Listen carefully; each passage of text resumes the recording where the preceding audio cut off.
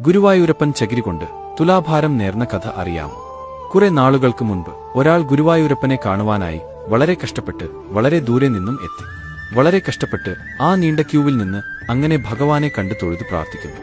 ഭഗവാനെ കൃഷ്ണ, കാത്തുരക്ഷിക്കണേ. ഞാൻ സാമ്പത്തികപരമായിട്ട് നല്ല ബുദ്ധിമുട്ടിലാണ് ജീവിക്കുന്നത്. കഷ്ടപ്പെട്ട് യാത്ര ചെയ്താണ് ഭഗവാന്റെ മുന്നിൽ എത്തിയിരിക്കുന്നത്.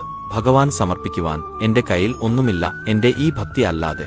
സാമ്പത്തികപരമായിട്ട് ഞാൻ നല്ല ഒരു ഉയർച്ച ഉണ്ടായാൽ ആ സമയത്ത് ഞാൻ ഭഗവാൻ ചകിരികൊണ്ട് തുലാഭാരം നടത്തിക്കൊള്ളാം. ആ ഗുരുവായൂർ കണ്ണന്റെ മുന്നിൽ നിന്ന് പ്രാർത്ഥിച്ചു. അപ്പോ ഉള്ളിന്റെ ഉള്ളിൽ നിന്ന് ഭക്തിയോടെയാണ് അദ്ദേഹം പ്രാർത്ഥിച്ചത്. എന്തായാലും ആ ഭക്തന്റെ ആ പ്രാർത്ഥന ഭഗവാൻ കേട്ടു. അങ്ങനെ അദ്ദേഹം കുറെ നാളുകൾ ശേഷം വളരെ വലിയ ഒരു സാമ്പത്തിക സ്ഥിതിയുള്ള അഭിവൃദ്ധിയുള്ള ഒരാളായി മാറി. അങ്ങനെ അദ്ദേഹത്തിന്റെ മക്കളെ എല്ലാം കല്യാണം കഴിച്ചുവിട്ടു. അങ്ങനെ പിന്നീട് അദ്ദേഹം വീണ്ടും ഒരിക്കൽ ഗുരുവായൂരിലേക്ക് വരികയാണ്. അദ്ദേഹം വരുന്നത് സ്വന്തം കാറിലാണ്. അദ്ദേഹത്തിന്റെ കൂടെ ഭാര്യയും മക്കളും ബന്ധുമിത്രാദികളും ഒക്കെ ആയിട്ടാണ് വരുന്നത്. അപ്പോ അദ്ദേഹത്തിന് അറിയാം, പണ്ട് ഭഗവാൻ ഒരു വഴിപാട് നേർന്നിട്ടുണ്ട്. അദ്ദേഹം ഭഗവാനെ കണ്ടു തൊഴുതു പ്രാർത്ഥിച്ചു. അതിനുശേഷം തുലാഭാരം നടത്തുവാനായിട്ട് ആ തുലാഭാര കൗണ്ടറിലേക്ക് എത്തി. അവിടെ ചെന്നപ്പോൾ അവർ ചോദിച്ചു, എന്തുകൊണ്ടാണ് തുലാഭാരം നടത്താൻ ഉദ്ദേശിക്കുന്നത് എന്ന്. അപ്പോ അദ്ദേഹം ഒന്ന് ശങ്കിച്ചു. പണ്ടത്തെ സ്ഥിതിയല്ല ഇപ്പോൾ, ഒരുപാട് മാറി വലിയ പണക്കാരനായി. തന്നെയുമല്ല, തന്റെ കൂടെ തന്റെ ബന്ധുക്കൾ എല്ലാം നിൽക്കുന്നു. അവരുടെ മുന്നിൽ വച്ച് ചകിരി കൊണ്ടാണ് നടത്തേണ്ടത് എന്ന് പറയാൻ ഒരു നാണക്കേട് പോലെ തോന്നി.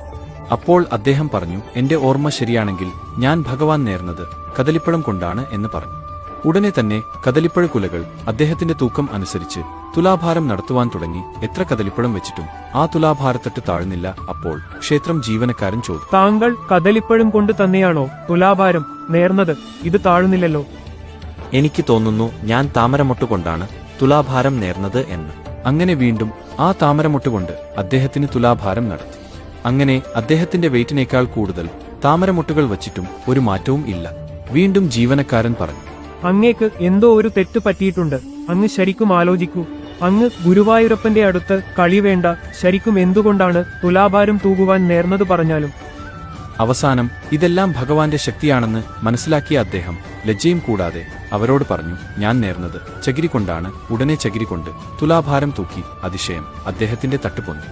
ഇതിൽ നിന്നും മനസ്സിലാകുന്നത്, നമ്മൾ എത്ര വലിയ സ്ഥിതിയിൽ എത്തി എന്ന് കരുതി ഭഗവാൻ എന്തെല്ലാം കൊടുത്താലും ഭഗവാൻ സന്തോഷിക്കണം എന്നില്ല. നമ്മുടെ മനസ്സിന്റെ ഉള്ളിൽ തട്ടി എന്താണോ പറഞ്ഞത് ആ നിഷ്കാമമായ ഭക്തിയെയാണ് ഭഗവാൻ ആഗ്രഹിക്കുന്നത്.